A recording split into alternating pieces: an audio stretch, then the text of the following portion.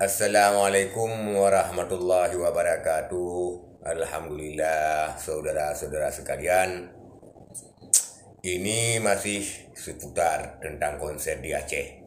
Nah, tentang konser. Jadi ada pertanyaan-pertanyaan daripada postingan-postingan yang lalu daripada netizen. Nah, mungkin ada satu dua. Nah, yang perlu kita klarifikasi ataupun kita jawab. Dimana ada postingan-postingan yang menyebutkan banyak di kalangan rakyat, baik di kalangan para santri-santri, tapi bukan semuanya rakyat, ada juga yang tidak mempertanyakan tentang sikap daripada Partai Aceh, Wali Nanggro dan KPA. Terkesan diam. Nah, kenapa diam sedangkan orang lagi sibuk-sibuknya? Jadi ada pertanyaan masuk dari netizen yang mungkin pertanyaan tersebut tidak juga berlebihan. Artinya umpan balik daripada konten. Begini, apa urusannya partai dengan urusan konser? Apa urusannya? Begitulah intinya. Kenapa kita klarifikasi memakai bahasa Indonesia walaupun kita kurang fasih dengan bahasa Indonesia? Mungkin banyak juga pendengar-pendengar ataupun pemirsa-pemirsa yang tidak mengerti bahasa Aceh. Kalau orang Aceh sekarang sudah jelas mengerti bahasa Indonesia. Jadi apa urusannya pertanyaannya dengan partai? Begini sebenarnya, kalau kita jawab dengan hukum, ya kita bukan ahli hukum. Kita jawab dengan politik, kita bukan ahli politik. Artinya bukan sarjana hukum dan bukan sarjana ilmu politik. Kekuasaan ataupun kekuasaan yang ada di pemerintah itu tidak lepas dari partai politik. Ya. Karena partai politik yang berperan di dalam pemerintahan. Contohnya satu partai politik yang tidak cukup kuota tidak bisa mengusung gubernur. Juga tidak bisa mengusung presiden. Nah, makanya penguasa tertinggi saja di Indonesia ini melalui jalur politik.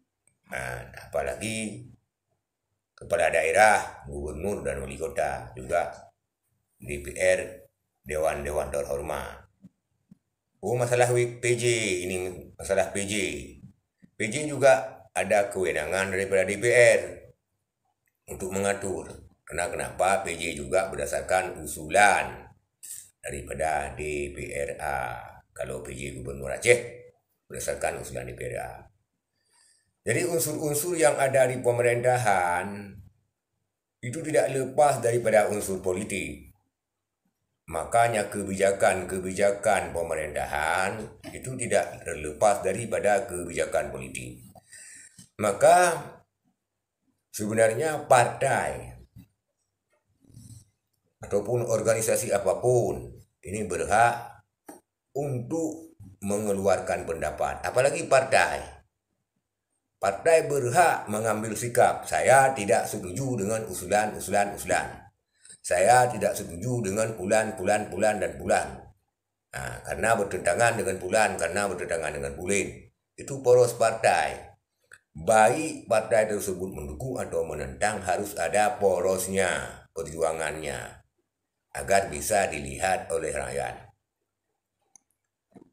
Saudara-saudara sekalian, contoh secara nasional, ketika BBM dinaikkan, partai-partai yang lain setuju seperti PDI, partai pemenang pemilu kalau tingkat nasional, tetapi partai PKS justru menolak. Berarti poros perjuangannya terlihat jelas. Dia tetap menolak walaupun disahkan. Karena kenapa? Mereka mungkin tidak cukup quorum ataupun tidak cukup anggota votingnya, dan bahkan keluar daripada sidang DPR. Itulah partai politik adalah sayap penguasa dari partai politik. Maka kebijakan penguasa itu berhak dikritik oleh partai politik, apalagi partai-partai politik yang telah ada wakilnya di DPR. Seperti DPR A, itu banyak wakilnya, dominan daripada partai BA. Bisa sebenarnya mengambil sikap. Nah, tapi kita tidak menuding dan tidak menuduh ada apa dan mengapa. Mungkin ada pertimbangan-pertimbangan lain, tetapi kita jawab apa urusan partai. Urusan partai banyak sekali dalam pemerintahan, karena pemerintahan itu adalah unsur daripada partai politik. Presiden saja partai politik. Ada pejabat yang di atas presiden, nggak ada lagi. Yang tertinggi itu urusan politik.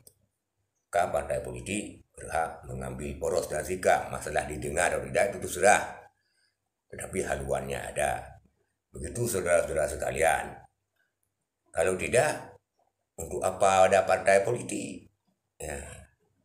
Makanya ada partai politik, ada yang oposisi, ada yang non-oposisi, ada yang pro pemerintah, ada yang pro oposisi. Itulah dinamika partai politik, di mana sayap-sayap partai politik ada pada penguasa. Penguasa itu adalah sayap-sayap dari partai politik lebih tepatnya. Sekian, saudara sekalian. Terima kasih. Mohon maaf. Assalamualaikum warahmatullahi wabarakatuh.